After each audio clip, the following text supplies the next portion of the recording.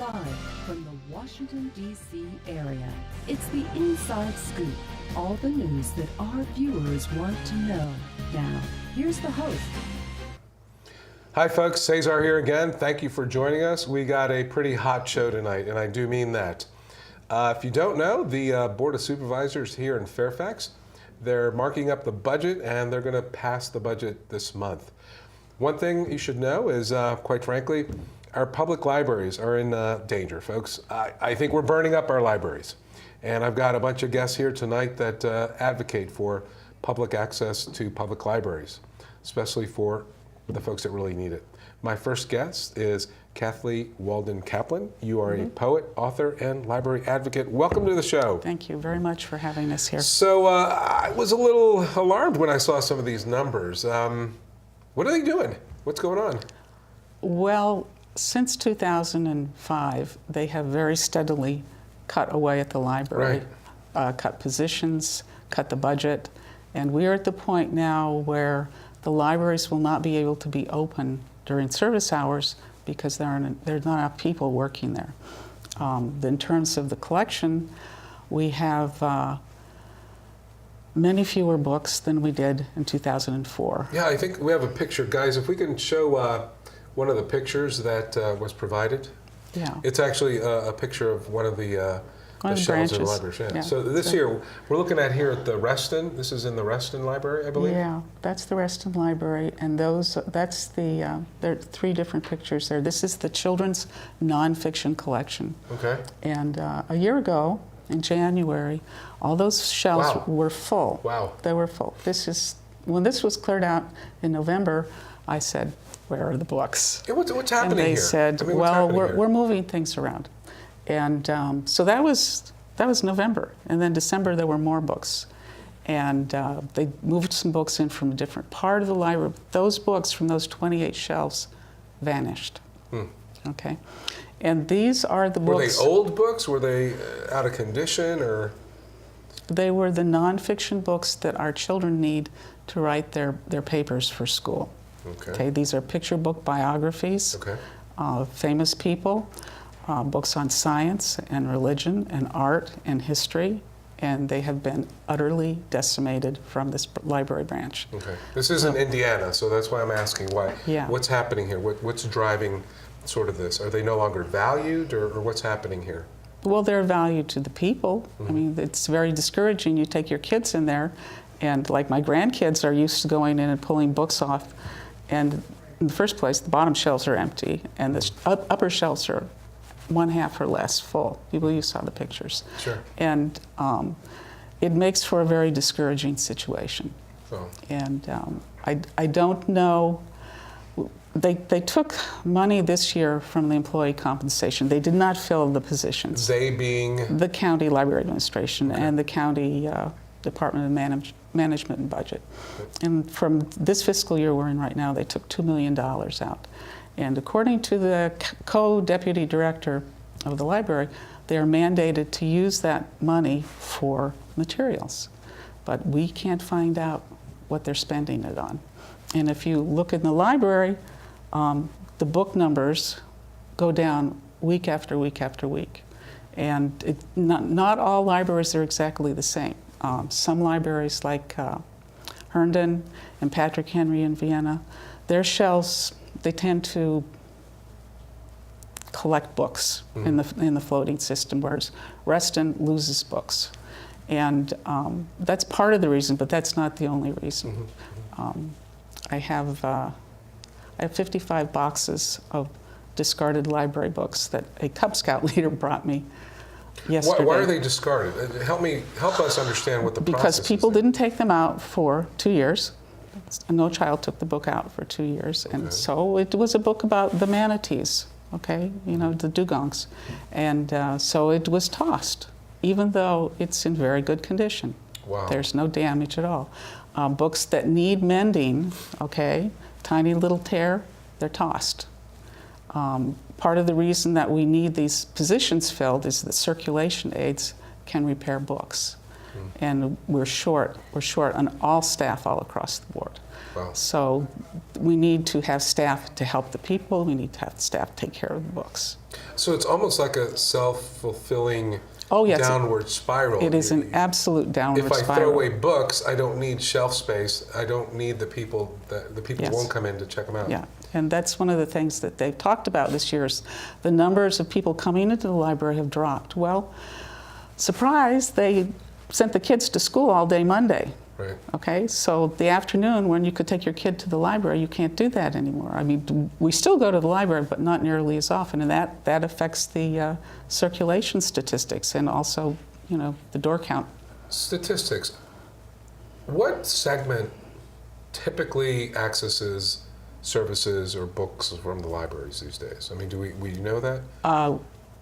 I don't think that we know that. Okay. We know what kind of books go out. I'm always concerned For about... instance, young adult novels, Okay. are very, very hot right now, but adults read them in huge numbers because they're written very, very well.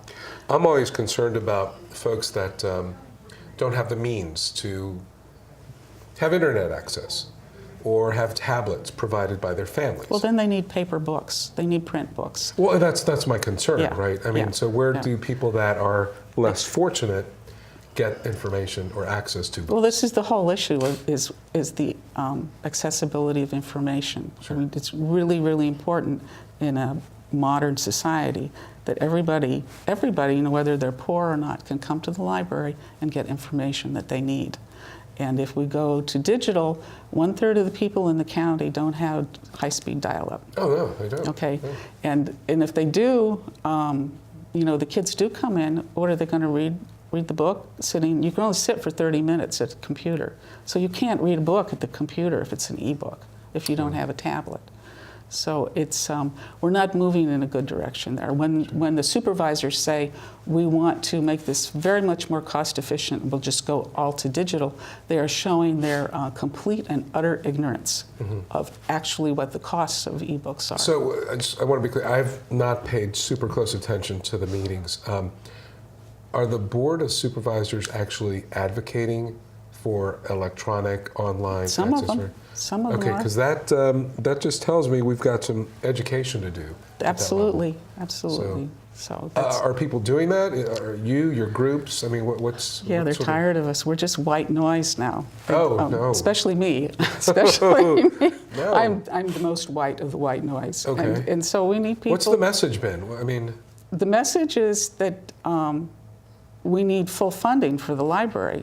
As I told you before, Fred Costello, who's on my library committee of the Fairfax Federation, did an analysis, and based on the increase in population since 2004 and the cost of living increase, instead of $27 million for a yearly budget, we should have $37 million in order to be where we were before. And where are we now in comparison to... 27. We're at 27 million. What about compared to the region? Well, or we're at the bottom. Fairfax County? We're pretty close to the bottom Wow. of all the neighboring library systems. So that would include Maryland counties, other counties in Walden, Virginia. Alexandria. Wow. Yeah, see, we're the red one at the So bottom. so folks here at home, what we're looking at is an actual budget comparison of Fairfax County to some of the others. And That's how much we pay for our library versus... it's red because that's alarming, and I called it the burning of our public libraries. Well, if you compare it to the District of Columbia, Arlington County, look. Is PG County there? They spend more money on Yeah, their library. and we're in very affluent, very Yes. very fortunate county. So that's a little alarming. So It's very alarming. So what can people do? I mean, the vote. Right now, the thing that they have to do is they have to call their supervisors, and they don't have to say anything very technical. They just have to say, don't cut the library and fully fund the library and restore the hours that they cut back. We lose Wednesday evenings and Thursday mornings in the community libraries, and you cannot get telephone service on Sundays in the regionals. So there have been a lot of cuts. There's even discussion of taking all the reference books out of the regional libraries and only having them in two libraries in the county. So you would have to go in your car and drive a long way. That makes no sense. No. It makes absolutely no sense. No, if your aim is to completely dismantle the library, then it makes sense. And from our point of view, from what we see, is a dismantling of the library. Wow. This is most concerning. What's the sort of comeback, or what's the sort of position or message that you've been told by people on the board or we people? don't have any money. We're broke. You know. Okay. I mean, everything is tough. The League of Women Voters, at their meeting, they said the library's being cut disproportionately. And the Department of Management and Budget said, well, things are tough everywhere. That was their response. So what's the fix? What's the solution? I mean, clearly they view it's got to be a problem. Either they don't value the library system. No, they don't. Obviously, they don't. There's a very long-standing anti-intellectual heritage in this county. And until the people who live here and pay taxes and vote say something about it, I think that the libraries will continue to disintegrate. And we've had managers in the library suggest that we need to cut 1/3 of our branches. Instead of 23, have only 15. So have fewer public libraries available to, and where would larger, those be? Well, we don't know yet. Okay. Somebody may know, but Oh, well, I have a feeling it's going to go to where they're probably needed least. well, That's just my view on how these things normally turn out. you might be right. Because I know there are certain parts of the county where the demographics. Yes, let me tell you what happened in Sherwood Regional, which is over in Mount Vernon, which is an area with a lot of immigrant and very low income people. And they, one person, part-time person, left and took a job at another library. They closed his position. And in order to deal with that, they closed the meeting rooms on the second floor of the library and restricted access to the computer lab, the only computer lab in the county. And for many of the people who live over there, that's the only access they have. So they reduced the hours. And the Southeast Fairfax Development Corporation found out about it and raised holy hell. And Supervisor Highland came back from a visit out of the country, came back with all this blowing up. And it was turned around, and so everything was restored, but right now it's based on overtime. Well, okay, folks, we need you to get involved. We need you to contact your Board of Supervisors. This is pretty critical.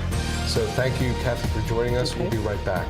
I need a job. Necesito trabajo. I would like to speak English better. Me gustaría hablar inglés mejor. I want to be a U.S. citizen. Quisiera ser ciudadano de los Estados Unidos. For over 35 years, Por más de 35 años, the Hispanic Committee of Virginia has been serving our community. el Comité Hispano de Virginia ha estado sirviendo a nuestra comunidad. Job training and placement, Capacitación, ayuda para conseguir trabajo, education for children and adults, educación para niños y adultos, immigration, naturalization, and medical referrals ayuda para los procesos de inmigración y naturalización y orientación sobre médicos are a small part of what we do. son solo una pequeña parte de lo que hacemos. For help, information, or to volunteer, Para ayuda, información o para ofrecerse como voluntario, contact the Hispanic Committee of Virginia, comuníquese con el Comité Hispano de Virginia, helping everyone participate more fully in American society. ayudando a todos a participar plenamente en la sociedad norteamericana.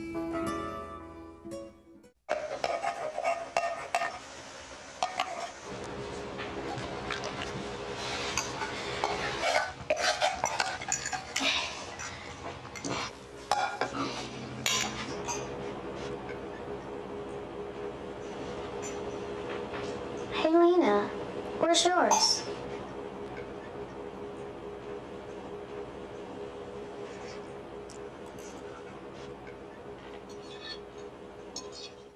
Would you notice if you were missing half your kidney function? According to the National Kidney Foundation, 20 million people have chronic kidney disease, and 20 million more may be at risk and not even know it. Anyone with high blood pressure, diabetes, or family history of chronic kidney disease is at risk. Early diagnosis is vitally important. To get the whole story, talk to your doctor and visit the National Kidney Foundation at kidney.org or call for a free brochure. Because when it comes to chronic kidney disease, you might not know the half. We're back to the Inside Scoop. Here again, your host. Hi folks, Cesar here. Welcome back. We've got a great show again, continuing on a theme to try to save our libraries from being burnt away. My next guest is a dear friend of mine, David Broder. He's the president of SEIU, Virginia 512. Sir, welcome. Thanks for having me. Dave, that first session, pretty tough there. What's going on with our libraries here? I think if anyone was listening to that, they should be jumping out of their seats, outraged. Yeah. And they're outraged because our libraries are amazing places. Sure. I had the benefit last weekend of being at the grand reopening of the Woodrow Wilson Library. It's a great new facility. Yep. And I was there with my daughter who loved it. She ran around, she pulled off every book and read it. And it was amazing. If you were there, you saw firsthand how valuable our libraries are. You saw that every computer had kids on it, some doing their homework, some playing video games, right? But surrounded by community. People were checking out books. There was a cultural presentation. The Girl Scouts were there. It was fantastic. We need a lot more of that in our community, and we need a budget that invests in that. Yeah, well, speaking of budget, now's the time for people to get off it and contact their board of supervisor, right? That's exactly right. If you are outraged by the cuts that Kathy just spoke about, the good news is you can do something about it. We live in a wonderful democracy, and we live in a community, again, I think that is vibrant, that libraries were once at the center of, and we have a chance to go back to that. Absolutely. No, I was amazed at some of those budget numbers. It's like year after year, you do the comparison. Fairfax County should be at the top, leading sort of this initiative and how we deal with public libraries and information going forward. That's right. $900,000 nearly in cuts this year. Right. $10 million in cuts over the last 7 years. Right. You saw the graphic. We trail almost every one of our neighboring jurisdictions. Yeah. And so I think when the county is trying to bring in businesses, when the governor is trying to bring in businesses to Fairfax, they're taking a look at where they're moving to. Sure. And the quality of libraries, the quality of schools are on the top of their list, and it's going to get harder and harder to bring in good jobs if that's how we're treating our library. Yeah, I mean, I don't understand where we went wrong as a county, but that's an investment that we should be making. I mean, look, I mean, specifically, I mean, I feel for folks that are not as fortunate as some in the county, right? And I just think whatever we can do to connect people with information, especially young kids, especially, kids that, probably don't have anywhere to go. I mean, it just provides a better platform and opportunity for them, right? That's exactly right. And libraries play a more important role in that than they ever have before. Yeah. More and more forms, documents are online. So whether it's a kid's homework assignment or whether you're looking for forms to start up a business or find a job, those forms now, not only are they online, many of them are only online. Right. And it's hard for some to imagine, but there are a lot of people who don't have computers or high-speed internet. There are folks who don't have the latest iPhone. And so in this world in which we're living, they're falling further and further behind. So libraries are not just at the center of our reading and cultural lives. They're going to be at the center of how we are fighting income inequality. They're going to be at the center of how we rebuild our economy for everyone. And so again, the idea that we are decimating funding for libraries in the richest county in the nation makes absolutely no sense. Yeah, I mean, I'm calling this the burning of our public libraries. I mean, I'm pretty outraged about That's right, but here's the good news, right? Is it's not just outrage. There's some good news. Your viewers don't have to just throw up their hands and get angry and turn the channel to March Madness to escape this. We can actually do something about it. Right now, the County Board of Supervisors is debating, they're marking up, they're discussing this budget, which at this point is just the county executive's budget proposal. Right? So we elect our Board of Supervisors to represent us. We expect that they are going to lead, and I am still very optimistic that they are going to lead on creating a much better budget that doesn't slash and burn our libraries, as you say. Well, it has to be valued. And I'm still struggling personally to understand why it's not valued across the board, across the county. And I just, maybe it's, I don't know, maybe the times are so tough, or maybe they were at once, and I could understand where one would see cutting a few things in there. But this seems to be pretty consistent for the last 7 to 10 years. That has been, and I think we need a new approach. The county exec has said we need to do multi-year budgeting, and I agree, because I think when you're making year-to-year budget cuts in what have been some tough economic times, they lead you to some bad choices. But when we can look at what the trend has been over the last several years, again, to cut $10 million out of what was just a $35 million budget is truly astounding when you look at that. And we talk about the numbers, but for a moment, I'd like to talk about what that actually means. Sure. Because the library branches are still there, and the hours are reduced, but they're still open. And I think if you walk into your library, it's easy to miss some of these cuts just looking around. But if you walk in and look a little harder, what you see, these cuts mean that kids are waiting longer and longer to get help with their homework assignment. It means that some hours the libraries just aren't open when their parents can take them there after work. It means that older adults are having to wait for help logging online, accessing technology that increasingly is how a lot of older adults are connecting with their families who are living further and further away. It means that our veterans are having to wait to get help with services, accessing whether it's healthcare or information on finding a job. That's what we're really talking about. That's what that funding, that's why that's so important. Yeah, no, I think what I think will complicate this even more this year is, guess what? There's big elections in November, right? So everyone likes to say, well, you know, I saved the county or the state or my district millions of dollars, and isn't that great? Well, that I just think is the wrong reason or the wrong sort of motive for doing some of these things. And I think that when elected officials are going to voters this November, they're going to want to be talking about the libraries and what that represents. We were really excited at the grand reopening of Woodrow Wilson to see that Supervisor Gross was there in her district, to see that Chairman Bulova was there, to see that Congressman Connolly was there. I think these are elected officials who value the services that are being provided, and we want to see them step up in this budget. That sounds like great leadership. I mean, so where's the roadblock? Where's the disconnect? You know, budgets are all about priorities. And so there are a lot of important priorities. And libraries, I think, are at the center of a lot of the services, whether it's education or healthcare, or job recruitment and finding jobs. And so we need to see these supervisors step up and close some of these gaps in the budget. And I think we're talking about advocacy, so there are 3 things that your viewers can do.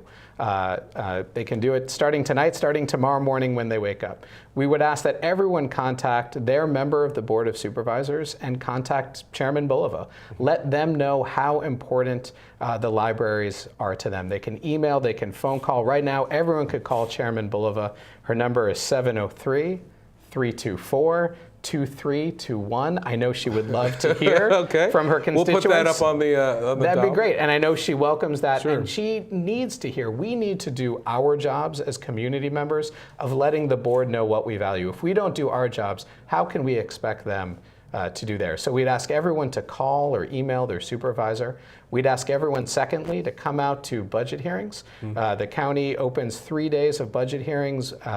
Tuesday, April 7th, Wednesday, April 8th, Thursday, April 9th. So that's going to be next week.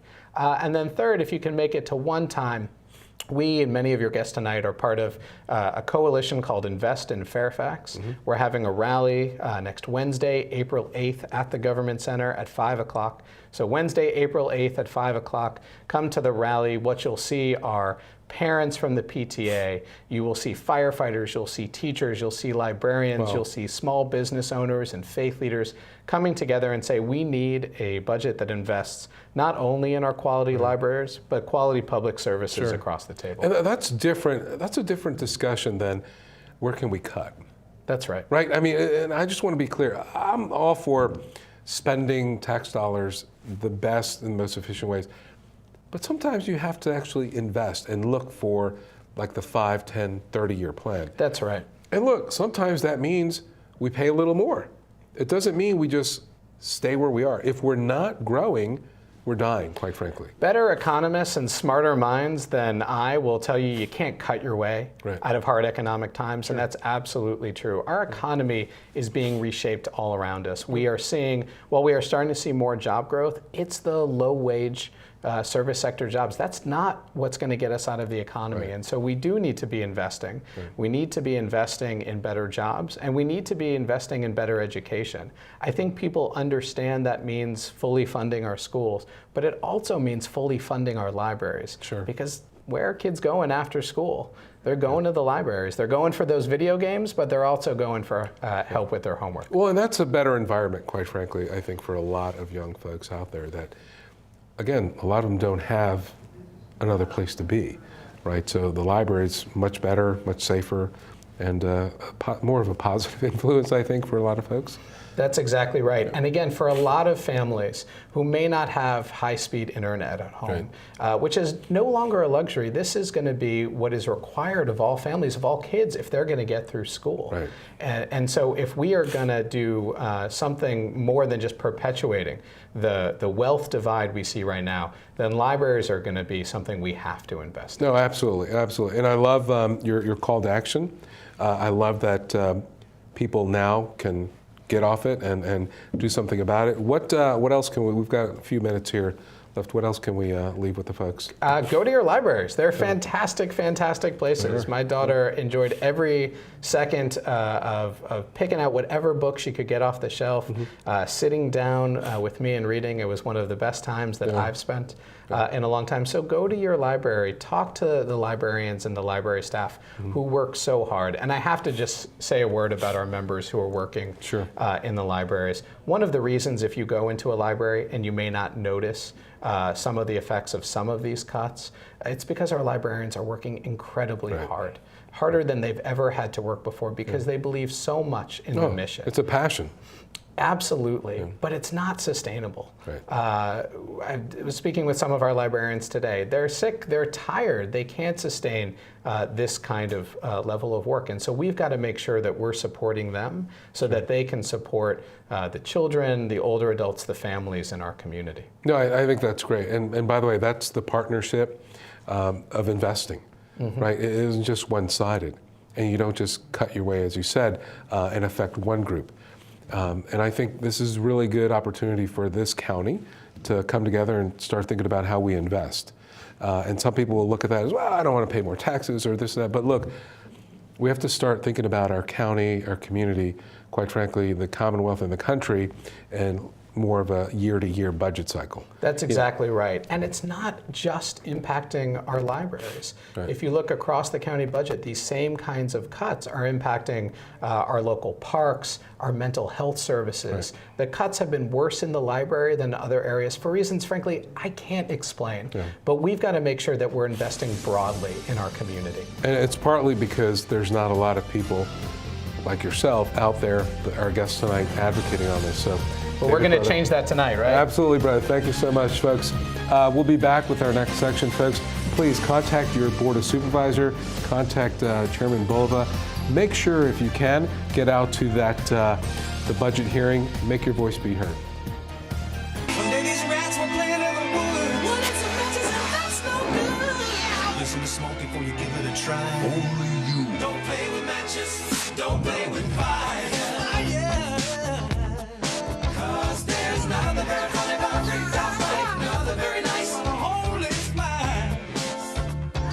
Gorgeous force is what you desire. Don't play with matches.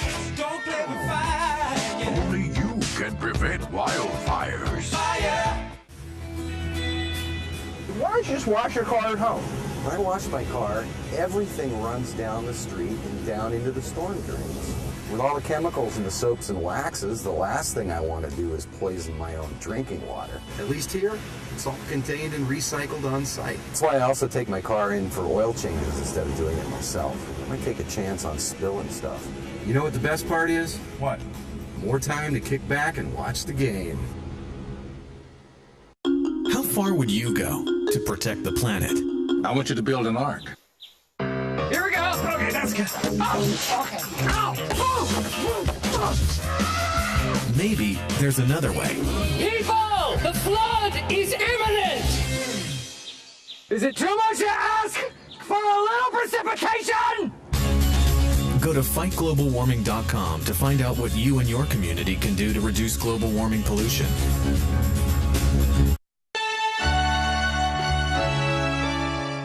Somewhere around the world, there are men and women of the armed forces risking their lives, helping rebuild communities after natural disasters, collecting toys for needy children, tutoring kids in school.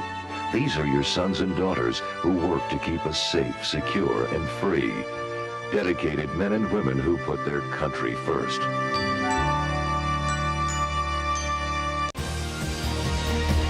We're back to the Inside Scoop. Here again, your host. Hi folks, Cesar here. Welcome back. My next guest is Jennifer McCollough. She is the president of the Fairfax Library Employees Association. Jennifer, welcome to the show. Thank you. Thank you for having me back. Absolutely, absolutely. Help me, because I don't understand what's going on here with our public libraries. What can we do here? Well, I think we can do what David Broder suggested, call the supervisors. The supervisors ultimately make the financial decisions. Visit your library, get a library card.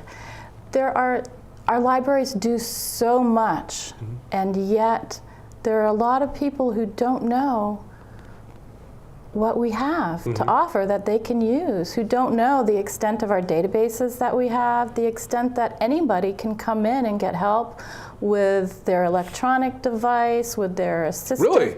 Oh yeah. Oh wow! Walk me through that. That's pretty cool. So I have a device. I need help with it. Yeah, you need help with it. Well, I mean, we help you know how to use it, but especially know how to use it in order to use the library services that you can access through that device, which audiobooks, ebooks, research, dictionaries, encyclopedias. We have a vast array of databases that are, I would guess, are underused. Some are specialized for kids' homework, for teens' homework, for any of your interests. And the best thing about it is because everybody goes online to get information. But if you go to just online, who knows whether it's valid information or not. But if you go to the library's website and to our databases, that's all been validated, authenticated. You can trust that information. That's the argument I've heard in that, well, everything's online now. If I have internet access, I can Google everything. I can, just basically get all my info online. But what if I don't have internet access? Exactly. You come to the library, but also, you can Google anything, but, what's the quality of the information you're getting? Sure. Well, whoever pays the most for the Google ads. And at the library, we can help teach you how to get the most out of your Google searches. If you are not online or your internet is down at home, a lot of times it's not down at the library. We often have people coming in to use the computer at the library because they've lost internet access at home, or their printer doesn't work, or various reasons. So what are some of the things that you are, what do you want the folks to know at home that your organization does, and what are some of the priorities? Well, we do so much, but what I'm thinking about today is I'm thinking about our circulation services and our library aides, and it is 14 or 13 and a half full-time equivalent positions slated to just get cut from the library's portfolio. And there has been the suggestion that we don't need those positions because we have technology where people can, all the money now is handled by a machine. You no longer come to a person to pay fines or buy books. But that doesn't mean you don't need somebody at that counter to help you. That doesn't mean that those hours are not needed. And ironically, I don't know if ironic is the right word, but surprisingly, the argument that was made to cut those positions because of the technology was made before the technology was even implemented in the library. So it wasn't based on any factual information. Well, it seems like, again, I keep going back to this theme of we need to cut, we need to cut, we need to cut. When do we start to invest? When do we start to look at a 5, 10, 30-year plan and saying these are the things that we need to invest today, as opposed to, let's just keep cutting things year after year? It would be great if that would happen So now. if you could wave a magic wand, Mhm. right, and you have complete access into the mind of every Board of Supervisor, what would you like to see them actually know or do at this point? I would like the supervisors to understand and recognize the incredible value of a public library to any community and to our community. It is a public good. People don't want to use that word for some reason these days, but it is a public good. Sounds socialistic to some people. Maybe. But we are a service. We don't turn anyone away. We don't have any judgments. We will help you with what you ask us to help you with as far as finding information or, for your, we have a line that we use for your educational, informational, and recreational needs. I would like the supervisors to recognize that the libraries are a vital part of our community and are a vital resource to the community. So it sounds like at least Chairman Bulova is aware of the problem. Our previous guest, David, said that he was at an event. Supervisor Penny Gross was there. Any other supervisors you want to just maybe say hi to and make sure they get a call from folks? Or I can help you with mine. I'll certainly get on the phone with Supervisor Faust. I spoke with Supervisor Faust the He's other a great day. guy, by the way. Great guy. He's a great guy. He was not encouraging as far as increasing the library's budget, but he was willing to consider at least not taking those positions away. Okay. And that would be a minimum. That would be a last resort, is just don't take those positions away, even if you're not going to give us the funding for them. All right, well, let's keep calling those supervisors. Exactly, all of the Yeah. Okay. What else are you working on? Well, I don't understand your question. So we talked about saving the positions, right? That's certainly a big initiative. What else regarding the budget? Is this your entire focus at this point, to save those positions, or? That is the main focus today, because if those positions are gone, they're gone forever. And that affects the future of our library.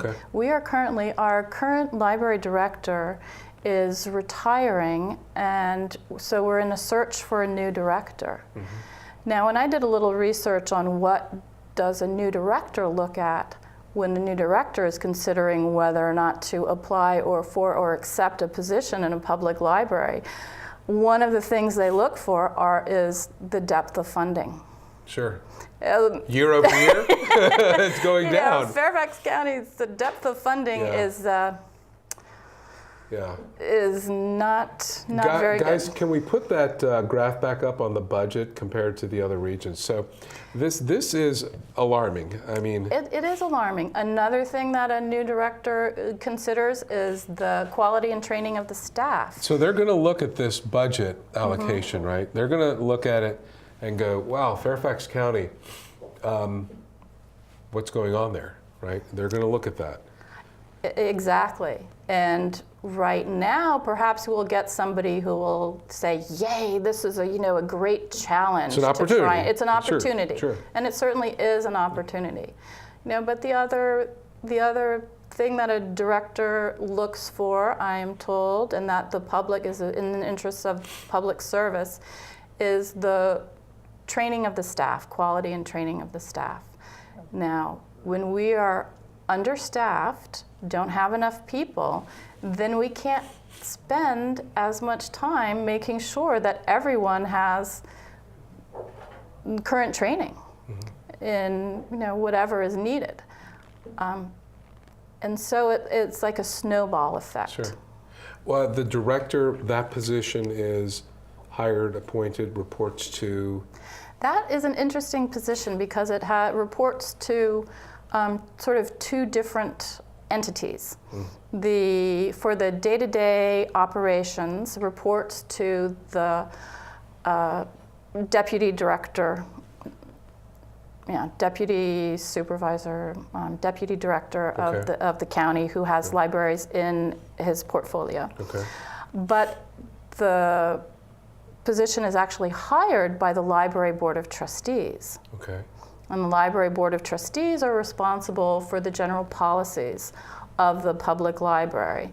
So in this, in Fairfax County, it's my understanding that the trustees have sort of contracted out to the county handling the personnel. So wait, all let me library just clarify staff are this. county employees. So just to clarify, so the trustees would be the ones that would say, we want a director that has the vision of investing versus find more efficient cuts in the system. Am I right in that sense? Yes, and Okay. actually there's a selection committee, a director selection committee, and I'm one of the members of the committee. Okay. And that has a number of library trustees and other stakeholders on the committee, and we've been working on rewriting the job description, and then there'll be a public advertisement. And so for now, the meetings are public, while we're not discussing any confidential information. Interesting to know, though. I mean, the trustees sound like they set the profile, and ultimately the direction of where this might go. Yes, but they don't control the budget. Right, but you need someone in there pounding on the desk, fighting Yes. for them, and saying, "Stop burning my libraries," right? And that's, I think, what ultimately needs to happen. I agree. Yeah. I agree. I think we need everyone to do that. We need our trustees, we need the public, we need our library administration, we need our library staff, everyone to speak up. Well, it sounds like we've got a bunch of people. What else can people do? Do you have something on a website, or is there an event or anything specific you want to have, like as a call to action, folks to come to the budget meeting? I mean, what do you? I would just repeat coming next week, to the, any of the budget hearings, Tuesday, Wednesday, Thursday, but especially, government it's at the Government Center, Fairfax County Government Center, but especially to the, the rally that President Broder mentioned. It's going to be a lot of people there. I hope so. There should be a lot of people. I mean, this is a big deal, and I have yet to find someone that is willing to come on camera and talk about why the cuts over the last 10 years are of value. I've asked people, and I haven't gotten anyone to come on and explain what the rationale of the detail, other than, look, we've got to tighten up the budget, and it's happening across the board. Exactly. One of the things that I think hasn't been acknowledged is the extent to which we have already tightened things up. Yeah. Well, you can tighten to the point where you're constricting things, but again, I believe that you got to grow. Jennifer, thank you so much for coming on. Folks, we'll be right back with our final guest and try to save our libraries here. Thank you so much. Saving for retirement might be easy for some folk, but for others, it might take a little more work. And for those who haven't started, there are still things you can do to catch up. Oh, that is good news. Like getting out from underneath past debt. And don't get wrapped up with high-interest credit cards. Get you some eyes. Be diversified with your investments. Don't put all your eggs in one basket. Your financial goals are not out of reach. The choice is clear. For a happy ending, choose to save. Everyone with alcohol and drug addiction is in the same boat.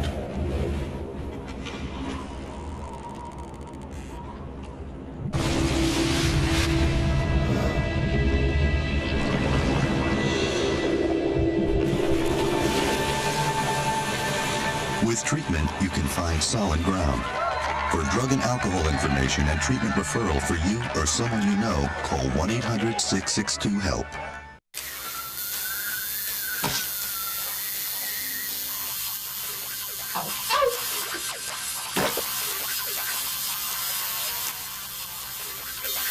Dude, are you sure you want this tattoo? Because just do it.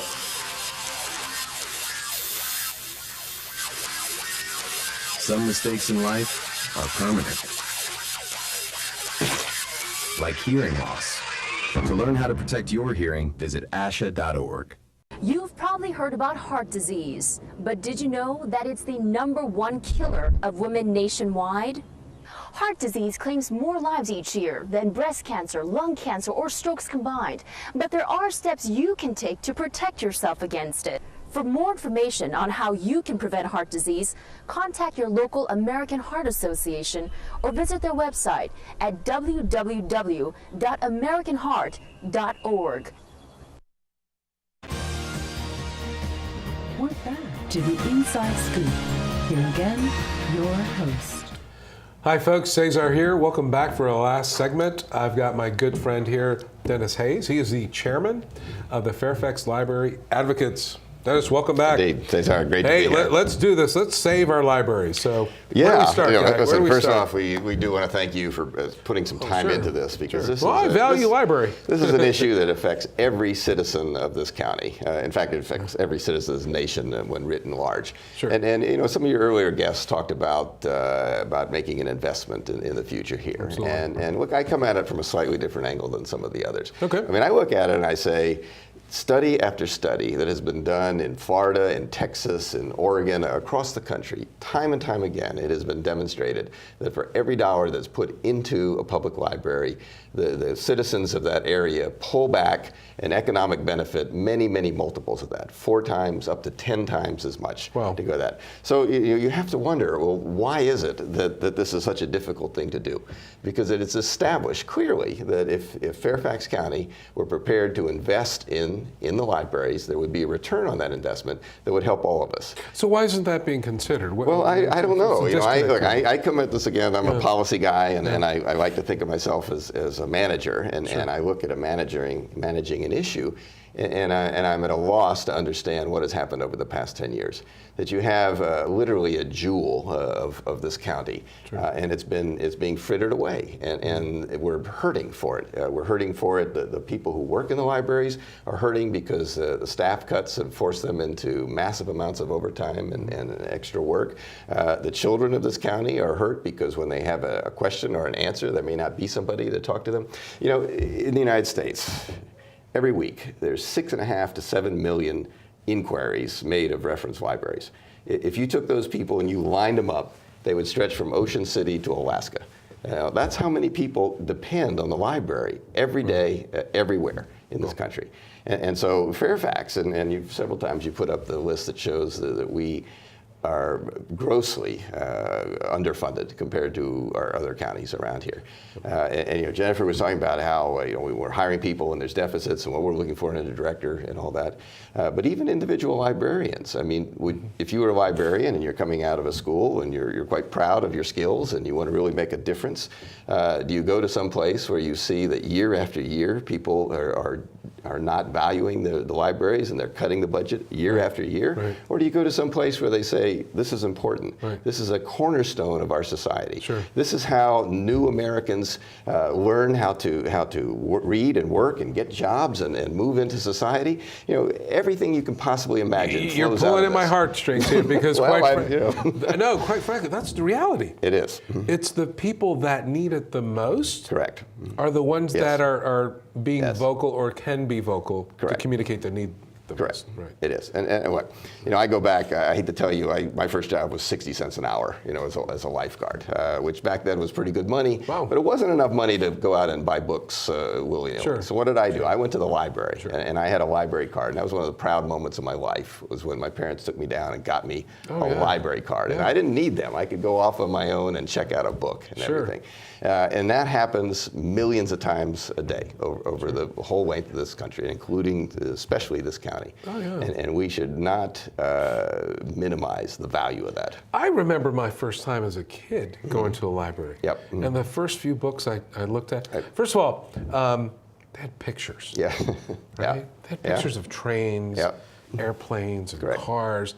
And just the imagination, it just blew my mind how different I thought after each trip at the library as a kid. Right. I mean, I remember that stuff. No, it opens up the entire world. It really does. Yeah. Unlike, you know, again, internet, not everyone has internet access. Not everyone has, iPads and tablets and things like that. So. Yeah.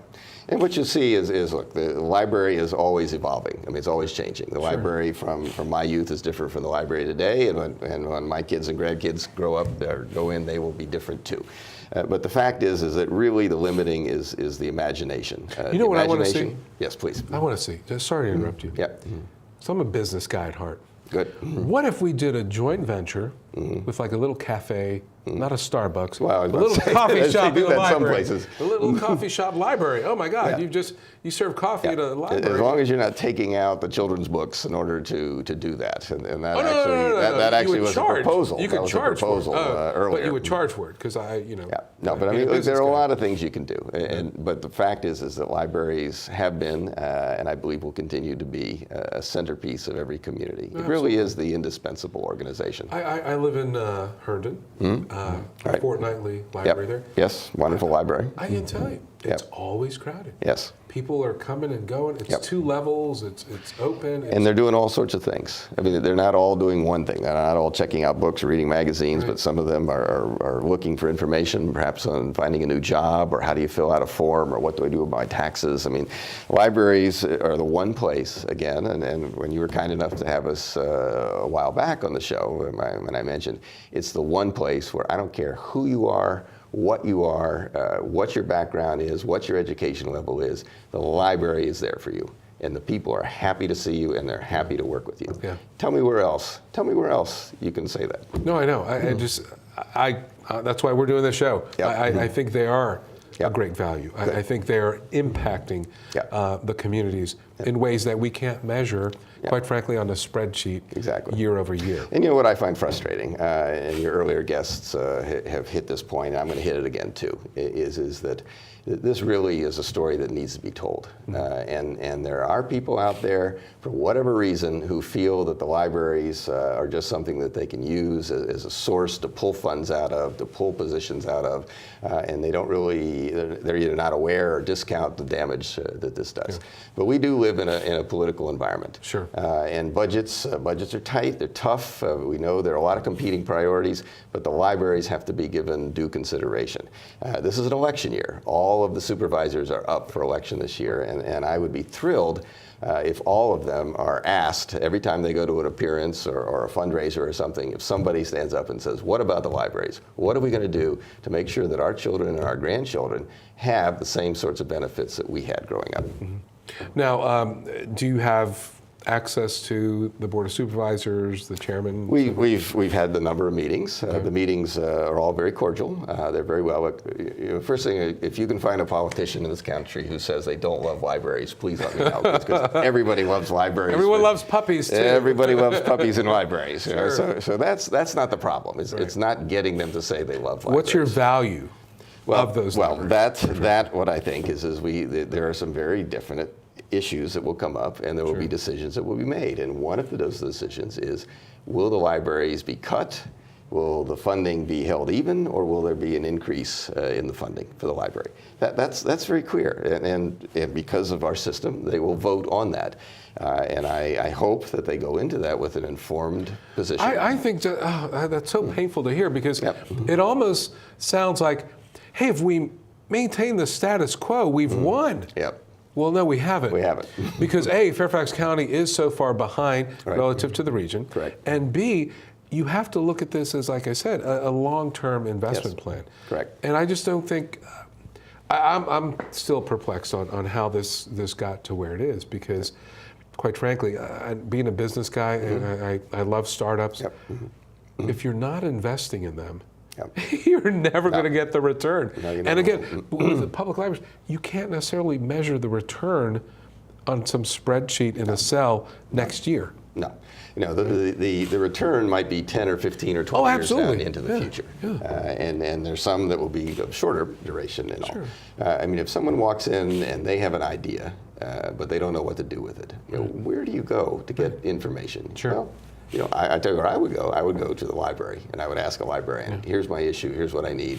Can you tell me where I can find material to help me on that? And you'll get it. And you'll get it.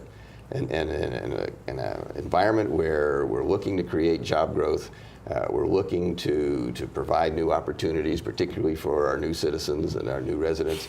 This is just something that has to continue. Oh, and I think going back to, that's the group or segment that probably need it the most. Yes. And again, how do you measure the benefit that they'll contribute back? You can't.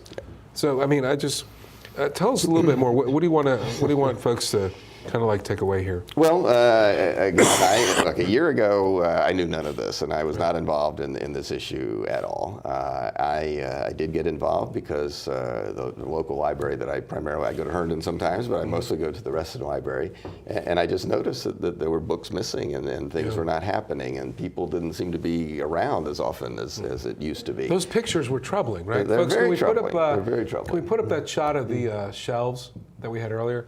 Now, when I see this, it's like, what's going on here? I mean, you've got a bunch of just empty shelves, and someone sees that and say, well, yeah, maybe we should shut the place down. Well, and it's even worse than that, because you see, phase one is you see empty shelves like that. Right. Phase two is they take the shelves away. Right. And then you don't see that they're empty because they're gone. Right. And certainly in the Reston Library, that has been the case. There's huge areas of shelves that have just disappeared along the way. But you asked about what can we do about this. Look, I attribute the best of intentions to our elected officials. I think they have a very difficult job. They have a lot of priorities. They have a lot of people telling them things. We're not trying to embarrass anyone. No, we're not trying to embarrass them. But what's important is that if everybody, or as many people as possible, can reach out and call or find an opportunity to meet in public with their elected officials and just say, look, libraries are important. And you don't have to get into the details and the budget and how many people here and all that. Just say, look, libraries are important to me and my family, and I hope you will continue to support them. Sure. If we can get enough people to do that, I guarantee you that things will get better, and we will see improvements, and maybe we can get rid of some of that discrepancy between us and the surrounding communities. I just, again, that's burned in my memory. Yep. Good. Well, we got one. We got Fairfax County is at the bottom of the region. It's embarrassing. It's really embarrassing. I'm still struggling to find out how we actually got there. Yep. I would like to turn the conversation from budget cuts to investing in our community, quite frankly. And I think, when you have that sort of mentality, then you can sort of explain to constituents why it makes sense. It does. I mean, this is an opportunity. I mean, it's not that we're trying to stop something horrible from happening, although we are. But the other way to look at it is that we're missing an opportunity here. Sure. We have a chance to do better. Right. I mean, it's diminishing. It's a downward spiral at this point. And at what point do we say, okay, we don't need any public libraries because we have no money? What we don't want is the day that you go to the library and it's closed. It's not there. Well, that's what we don't want. Well, with folks like yourselves, our guests that were here, I think we can certainly. I hope so. I think, again, thank you so much for coming on. Of course. This is a great issue, and are you going to be at the budget hearings? I will be there. Okay, how many people are you going to bring? As many as I can fit in the car. Okay, folks, that's the response, folks. Make sure we get